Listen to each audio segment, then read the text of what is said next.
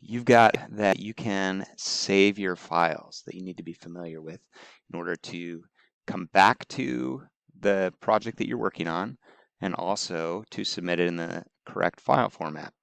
So there are two ways that I'm going to talk about today. So the first one is to save it as a Photoshop document. The way that you do that is go to File, Save As. This pops up. If this is grayed out, Save to Cloud Documents, it means that you need to update Photoshop. And so you can do that through the Creative Cloud app.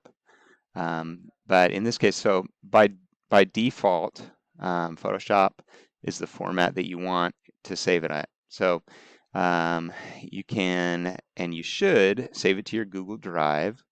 And if you don't have that set up, make sure that you do so. Okay, and then you're going to save it in whatever folder of the class is that you're in. Make sure that it says, you know, your name and the assignment name included in that, and then just click Save.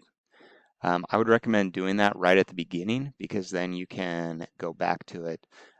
It's already saved as a Photoshop document that you can go back to if you like lose the power and that sort of thing.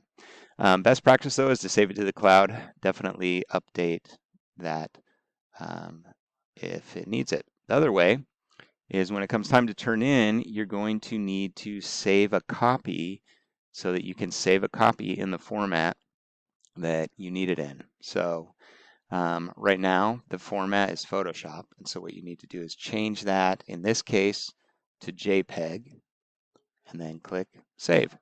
So then it's going to go ahead and bring up this JPEG options with quality and that sort of thing. Quality 8, high is fine for the most of what you do in here, and then just click OK. And then it's saved.